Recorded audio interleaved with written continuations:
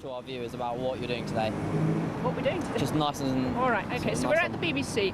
The BBC have had a part in this whole story because in 2009 they were going to put out a journalist got in touch with Robert Green, the main investigator, as I said, and got some information about the whole story from him. Were very interested, found out a lot of their own information in ways that they're able to do. And they had this programme all ready to go out on BBC Scotland, and then practically on the eve of its showing in July 2009, it was pulled off.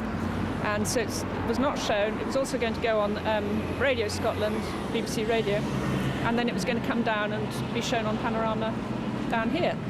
So what happened to that documentary? Why was it pulled? And basically who gave the order to the producer that it should not go out? He said, when he was asked straight away, because obviously he had to tell Anne and Hollie and Robert that it couldn't be shown, the first thing he said was that he'd lose his job if they showed it, which is a sort of somewhat strange thing to say. And then a few weeks later or months later, when he continued to be questioned by supporters and campaigners, he then said, oh, he hadn't said that, that it was a decision taken higher up and nothing to do with him, sort of thing. So we need to have the answers as to why that programme was taken off. We would like to see the programme now. It's very topical and relevant in the current climate of investigating child abuse. And it would help Hollie get justice. So, this is our plea to the BBC. Thank you very much. Thank you.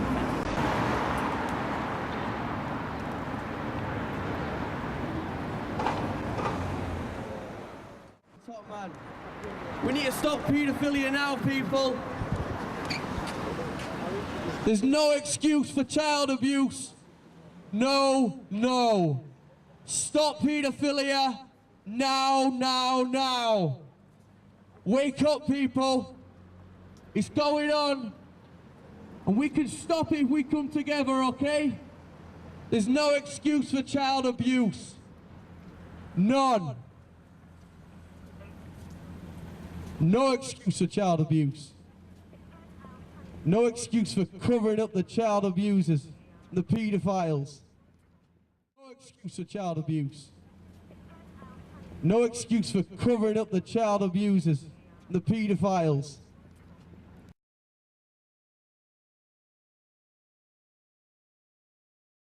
So she kept quiet.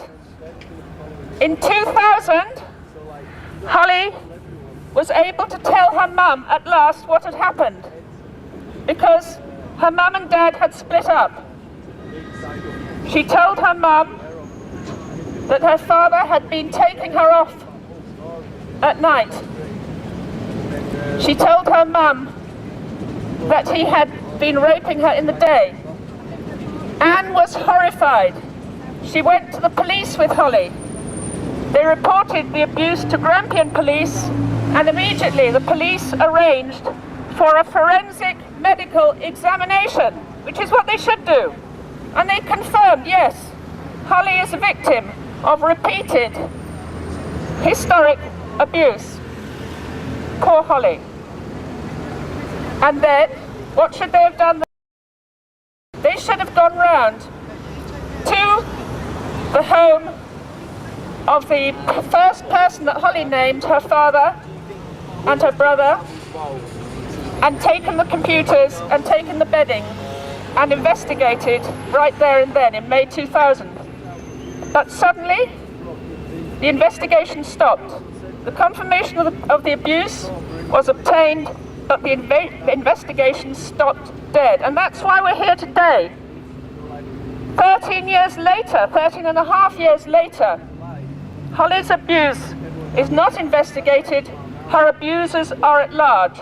All because Grampian police did not investigate in 2000, May 2000, when they first heard of the abuse and confirmed it for themselves. Now, because nothing has been done, a huge campaign has grown up around Hollie. Hollie has named a whole lot of people that she says abused her along with her father and brother. And some of these people are very angry and claim to be very disturbed, distressed, hurt, alarmed, distressed, and all of those things. Rather like Lord McAlpine yesterday, who for an hour on BBC Midday News spoke about his hurt, distress, and the feelings of being named as a paedophile when you believe you're not. And it went to his very bones, and it's the bitterest and most horrible thing that can happen to anybody. And I'm sure the public felt very sorry and very sympathetic for Lord McAlpine. Lots of people tweeted and twittered that they were with him. Yes, it's a horrible thing to wrongly accuse somebody of being a paedophile. So you do think... But what McAlpine... if they are, and I'm not saying Lord McAlpine is, I think he's being believed. It's not about him, it's about Hollie's abusers. They claim they're innocent. The main ones, the ones that I want questioned myself, her father and brother, have scarpered off to Portugal. They're swanning it in Portugal. And I think it's very possible that little girls in Portugal are at risk from these monsters. Hollie's older brother started off as a lovely little sweet boy, like all children start off, but very early on, his father started abusing him. And then he became an abuser. He started abusing his sister. This is how it starts. So now he's ended up a monster like his father, terrorizing little girls wherever they are. Why don't we ask the police to go after those two? Bring them back from Portugal for questioning. Greig, Hollie's brother, behaviour in public. So he's already on the police files as some sort of sexual pervert. And Hollie's father was lightly questioned in 2000, I think a phone call or something, but nothing more was done about him. Now these people are the ones that we should focus on. I don't care about the 20 or 22 others that Hollie has named at the moment. They have been named. They've been very angry. They've gone to the law. There's been a trial of the person who named them publicly on the streets of Aberdeen. Justice of a sort has been done, but they confirmed at the trial that none of them had been questioned. Okay, well perhaps they could be questioned for information about Hollie's main abuser, her father, Dennis Mackey, because these people are all connected to each other and related, some of them. This is a family ring. But the problem is there's also some senior people of Aberdeen society have been named as part of the ring. Now they may be innocent, we don't know, but what do we need? An investigation. And this is what should have happened 13 years ago, and it should have happened also 4 years ago in 2009. Hang on, 4, 5. Because Grampian police, at Robert Green's behest, came down from Aberdeen to interview Hollie in September 2009 and had the whole story that she'd already told them in 2000, word perfect, absolutely not a word different from what she'd said in 2000, all over again. And they have the taped interview of Hollie, and that is all now on the police files all over again. And she also spoke to 1 or 2 psychiatrists, psychiatric experts, and she spoke to delegates from the Criminal Injuries Compensation Authority, who awarded her a substantial sum in compensation for her abuse. So we have the whole scenario of an abuse victim with confirmed abuse that the state accepts was abused, and then no investigation, no pursuit of the abusers. Why cannot the police touch this issue? Why can they not prosecute crimes against children? If somebody's done a murder, the police go hounding round to that person and haul them in and lock them up in the cells and deal with them properly, if they can find them. If they have the clear evidence of a massive crime against a child, with the possibility that other crimes are being committed against other children on the back of that crime, why don't they go after the criminals? Why don't they prosecute, investigate, do what they should do? Why is there a cordon sanitaire around high-level paedophilia? Well, now we have the opportunity, thanks to the latest revelations about Jimmy Savile. The bubble is starting to burst. Or shall we say the boil is bursting. A lot of nasty stuff is coming out.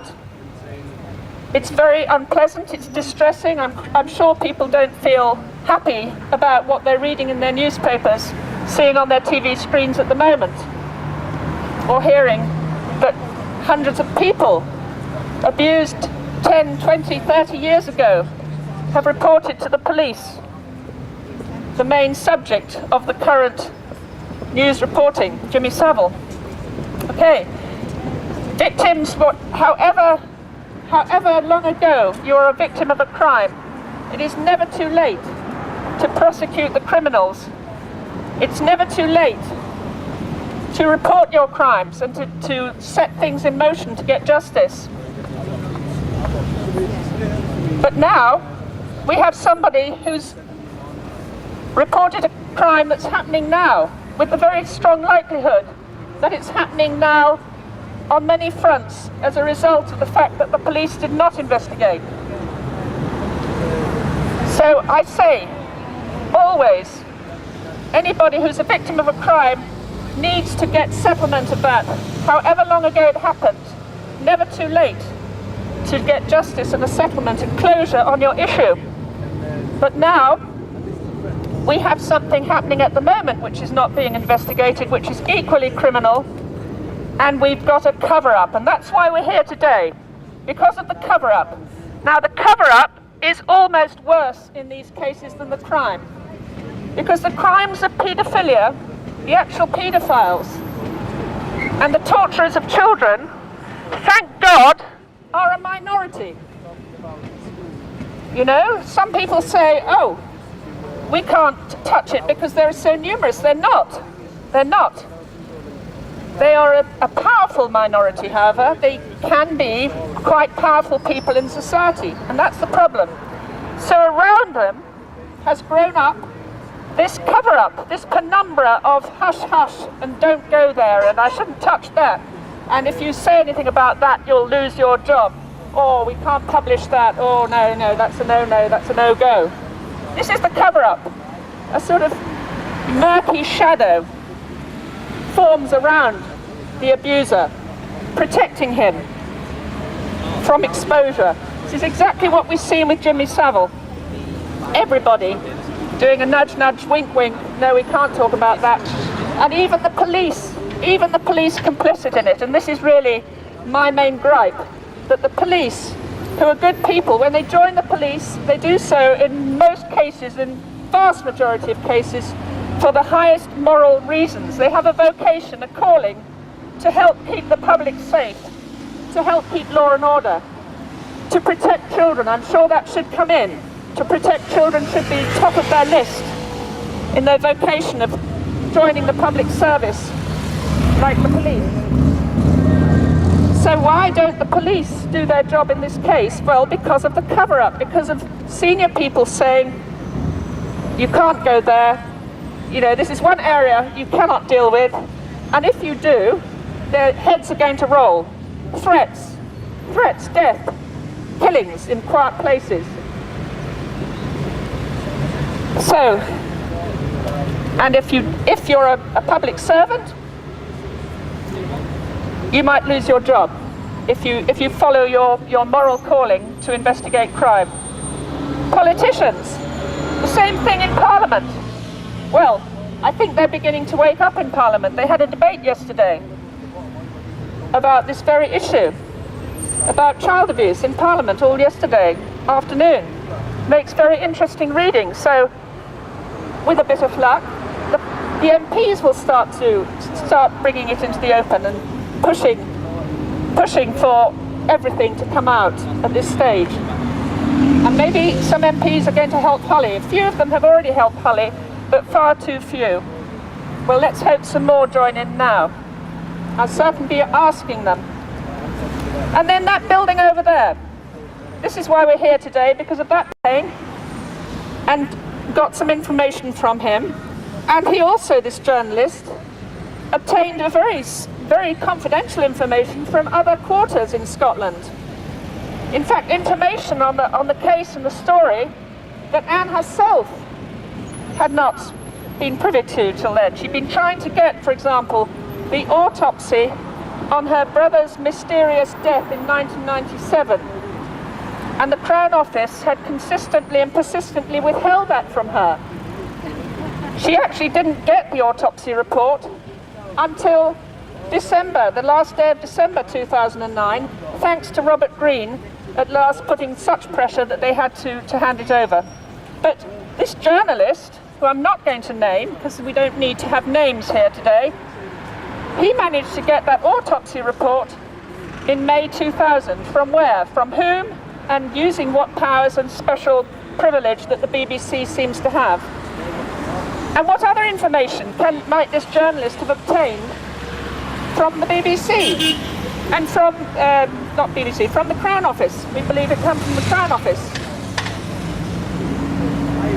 We believe that he probably knows and is sitting on, and the BBC colleagues around him, sitting on information about Anne's sectioning. She was sectioned in September 2000 to a mental hospital, and she was pinned down on the ground by 6 or 7 police and social workers and a psychiatric nurse in the mix. Her pants were pulled down, she was injected in the buttocks, and she woke up in the local mental hospital. And who authorised that? We believe the BBC,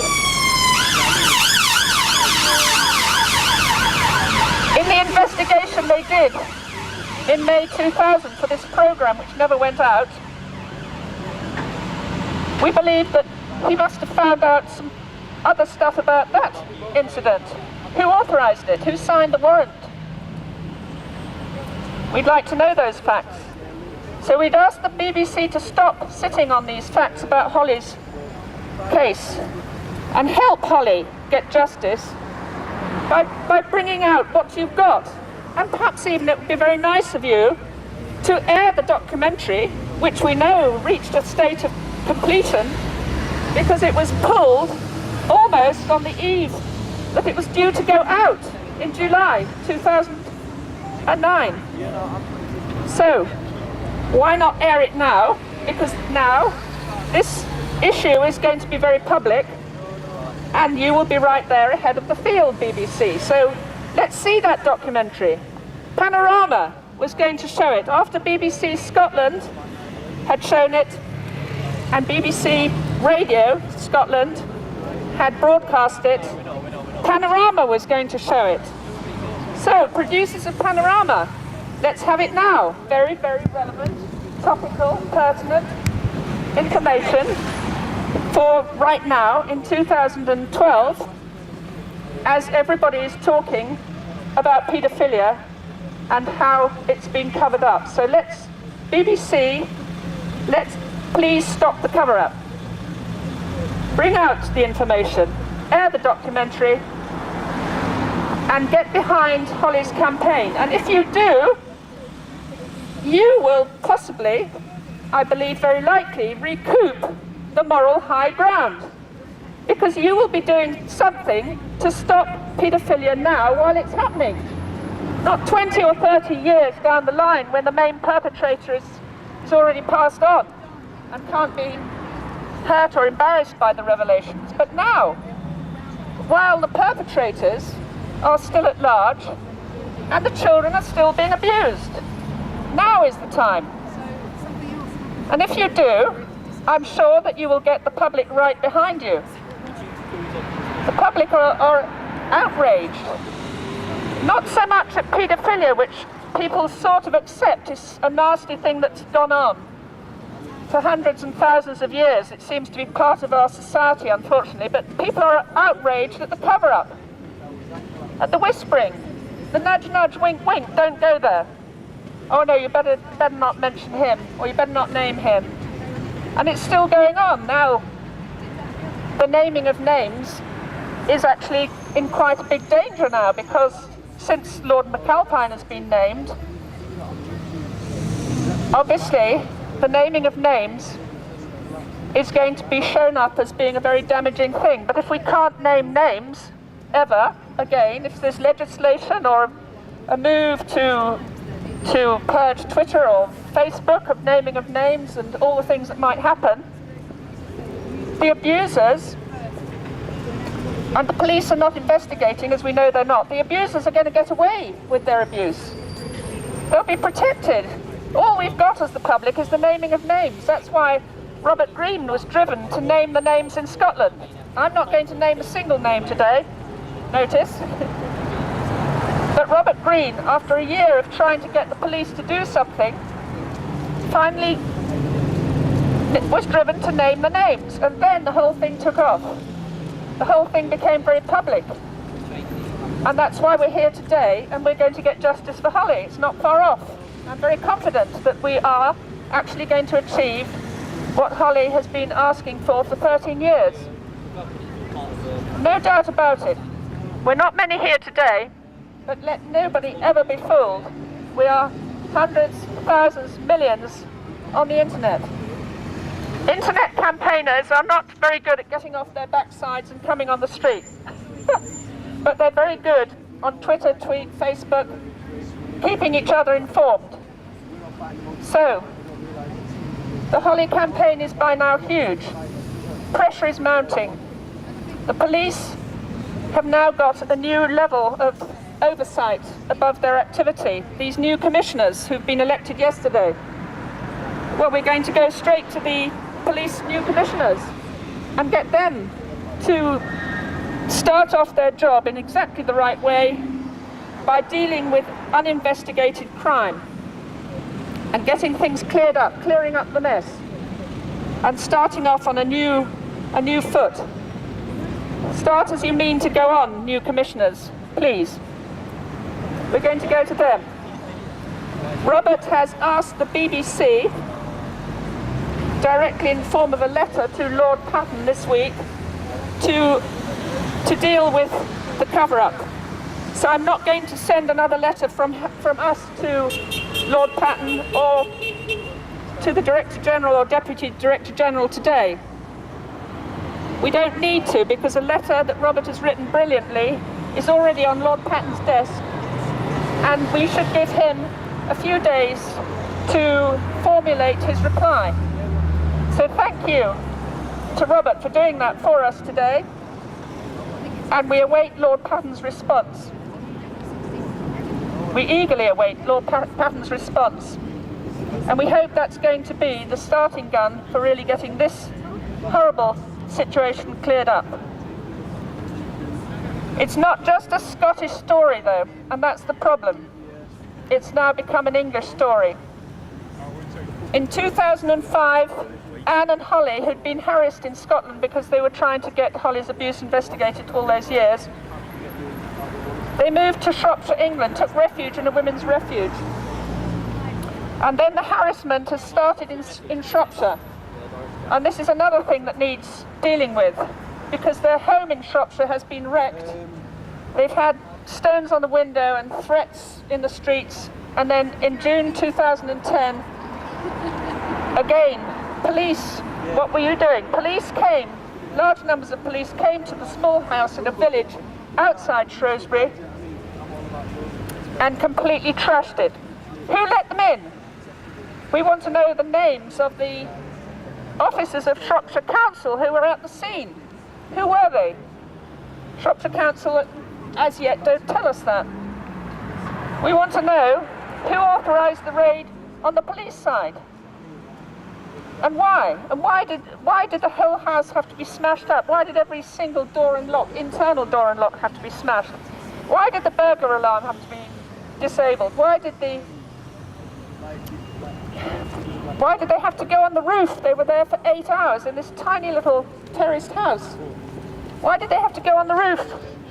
Neighbours saw police officers actually on the roof of this small house. Anne and Hollie, luckily, were away. And that's also very fishy, because Robert Greene was run up that morning to ask about the welfare and health of Anne and Hollie. Where were they? Were they at home? What were they doing? And he said no, they're fine, they're absolutely fine, no problems at all.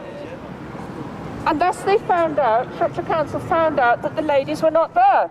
So an hour later, the police turned up and smashed up the house. Well, all that needs investigating. That's another issue. Not only is there non-investigation of the crime, but there's also breaking of police codes of behaviour in public raids and public situations, and acting like criminal vandals themselves.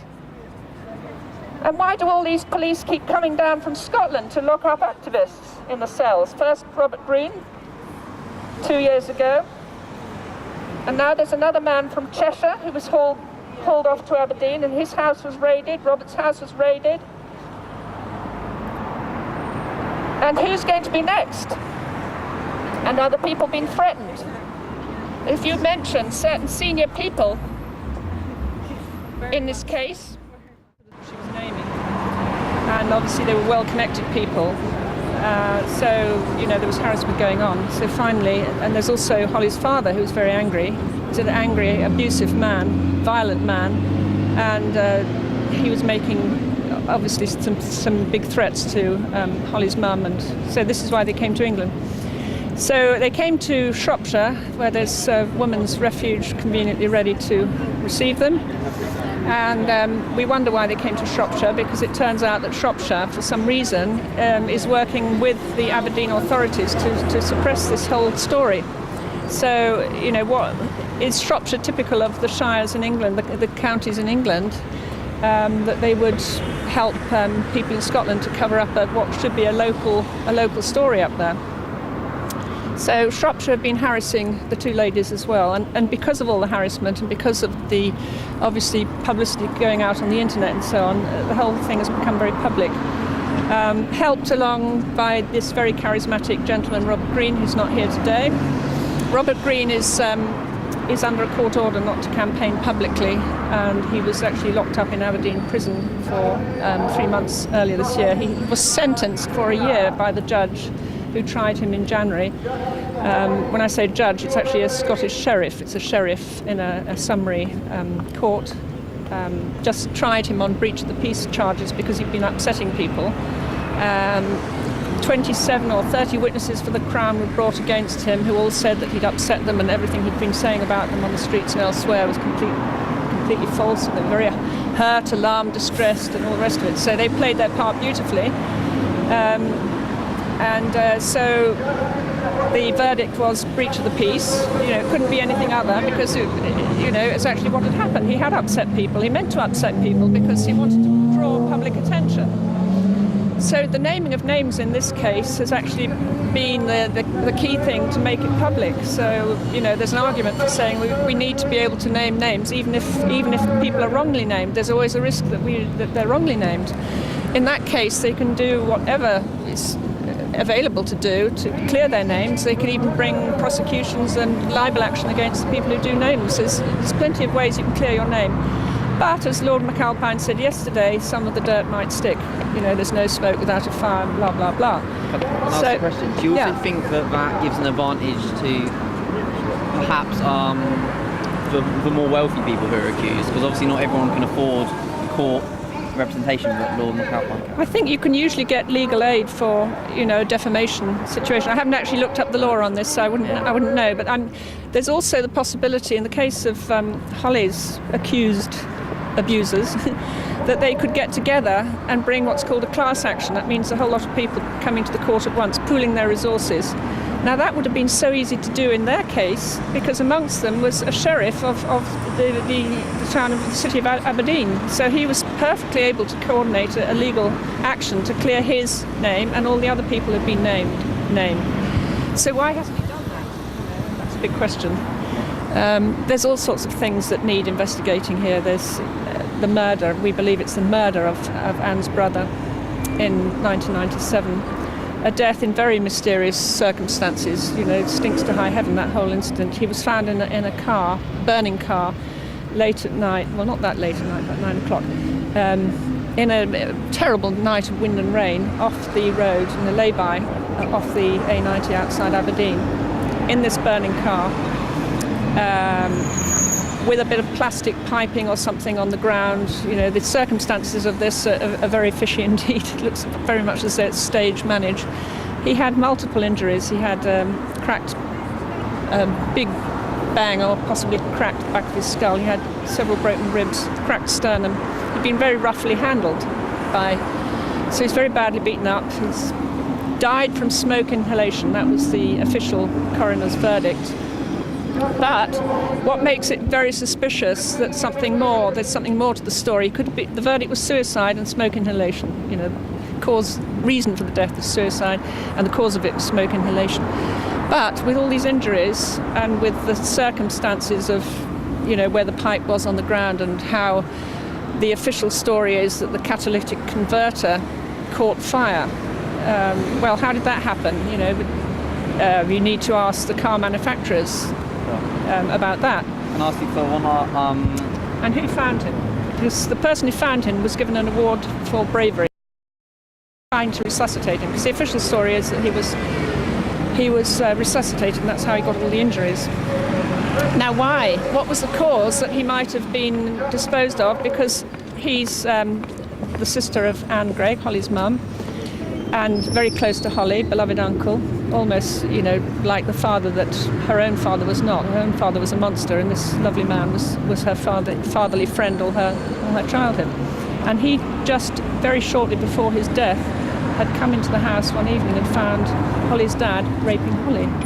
So Hollie's dad, this only came out a few years later when Hollie started to speak, said that Dad said he'd kill Roy. Roy is the name of her uncle. Dad said he'd kill Roy. And then Roy died. So 2 and 2, everybody, you know. So there's that. There's also the sectioning that I mentioned of Anne and the attempt to frame her with a mental illness, paranoia, you know, all the rest of it.